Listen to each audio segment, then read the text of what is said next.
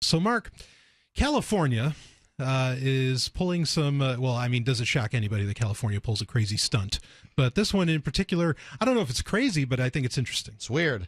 The California Assembly on Monday, and this is it's a rather dated story, so I don't know how far it's gone. I don't imagine it's gone into law yet. But they passed legislation that would ban the state from selling or displaying the Confederate flag or any similar image. So you can't have like redneck written with the stars and bars in it. With Republican gubernatorial candidate Tim Donnelly casting the single sole vote in opposition. So we are talking about a vote of, I think it's 72 to 1. 72 to 1. It sounds like it's going to fly through, doesn't it? Yeah, right. 72 to 1 to ban the Confederate flag. So this means like even something like you have those I remember, I don't know if this brand even still exists, but there was these Big Johnson shirts where it'd have a woman on there. That's literally what they were called. It was the brand was Big Johnson. It was banned from like the schools I went to. Mm-hmm. And oftentimes it'd have a woman on there, very voluptuous, and she would be wearing pretty much a Confederate flag, and that was about it. And so that sort of thing would that be banned as well? I would think so. Basically, any images of the Confederate flag. Going on here says, we shouldn't be here picking the kind of speech that we like. I abhor racism, but the concept that in a country that was founded on the right of free speech, that we are going to ban certain types of speech is antithetical to the First Amendment. This is what Donnelly of Twin Peaks near Lake Arrowhead, I guess is one of the representatives, said. This is the gubernatorial candidate, Tim Donnelly. And I have to agree with him. I'm not looking to the Republicans to save me by any stretch. I also don't think that it's a huge loss to the world. Now wait a minute. What if they can't film any more Dukes of Hazzard movies? That's right. I mean, this could be a real problem. Indeed, they'd have to get some kind of special dispensation to be able to do another Dukes of Hazzard movie. Would those come? I bet those would. For Hollywood, yes. They would. There would be special which. Isn't that amazing? I mean, that even in that you would have this difference in law. I mean, I wonder whether there's anybody who would agree with this, because I've got to say the stars and bars are probably some of the most contentious speech, and by speech I mean things that people wear or have on their vehicle or whatever out there.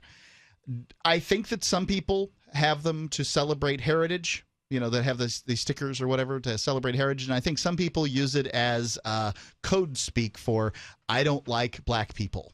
Sure. And I think that's 100% the truth. I, however, would not, limit those people from being able to say what they want to say.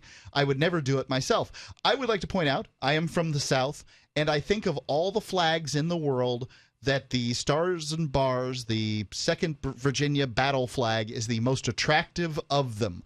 If I look at them, I know there's people that probably disagree with me, but I think that's the prettiest of them. It's the best looking gang sign around. That's how I feel. But I would never put it on a vehicle of mine. I'd have a funny looking Prius, by the way. You think there's a Prius out there with the Confederate flag on it? I think the irony must be out there. Yeah, it's got to be somewhere. Someone did that. But I would never do it just because I like the way it looks, or that I'm from the South, because I think that it might hurt some people's feelings, and I wouldn't put something on my vehicle that might hurt somebody's feelings. But I'm shocked that this requires any kind of legislation, because I think by and large, most people, when they see that, the average U.S. citizen, for whatever that means, sees that and they just instantly make up their mind. And honestly, they just won't even pay attention to the person that has it. Well, Assemblyman Isidore Hall III, Democrat of Compton, said the battle flag of the Confederacy is a symbol of racism, exclusion, oppression, and violence towards many Americans. Its symbolism and history is directly linked to the enslavement, torture, murder of millions of Americans through the mid-19th century. Hall said even today, his public display is designed to instill fear, intimidation, and a direct threat of violence towards others. Well, then I have something I would like to pass through legislation. Now, I'm an anarchist, and I usually don't like legislation, but in this case, I would like the United States flag, the 50 stars, the whole business. I would like that completely banned, because around the world it means everything you just listed, in my opinion. To some people, it certainly means that. When I served, it wasn't just your opinion; that was the reactions you got from other people. Yeah, I was going to say, when I was in the military, when I went overseas, when I was in the Middle East, especially, I had a huge Star of David around my neck. I tell this story all the time because I think their perceptions are very skewed. Nobody cared about me having a Star of David around my neck. They did not care at all. It didn't mean anything to them. If anything, it was more of a sign of respect because they're like, oh, yeah, he's one of us religious folks.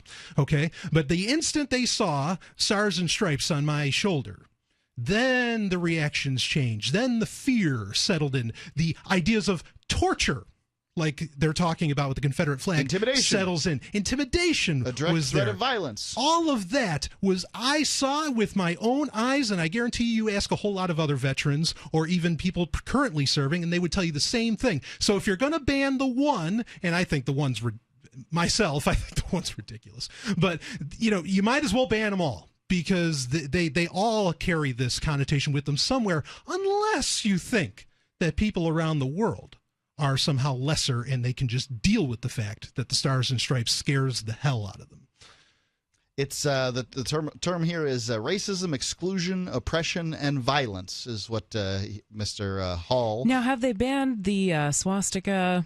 Have they banned what is it, the Doc Martens with the white laces or whatever? Isn't that like a symbol for being a skinhead? Yeah. Yeah. I think that the swastika is banned in Germany. In Germany, but not in California. Right. If they're going to say it's a symbol of racism, then let's be consistent here and ban the other symbols of racism. Yeah, in Germany, in fact, the band Kiss, who I love them, they on their album covers, everybody knows the symbol for Kiss. It's the two SS's at the end, and it looks like the SS. They have to actually put Z's. It's Kizz. They turn the S's around. Yeah, wow. And they don't even look like the lightning bolt okay. S, which in Germany, right? In Germany, I mean that's how serious it is there. So this isn't anything new. Countries and municipalities have done this kind of nonsense before. Wow, doesn't it just draw more attention to some? I mean, like when you ban something like a Confederate flag, you just made it cool. Yeah, exactly. Right. So Republican Donald P. Wagner, Republican of Irvine, spoke in support of the measure. He said that contrary to Donnelly's concern that legislation would infringe upon free speech, the bill was limited to the state's commercial conduct. What does that mean?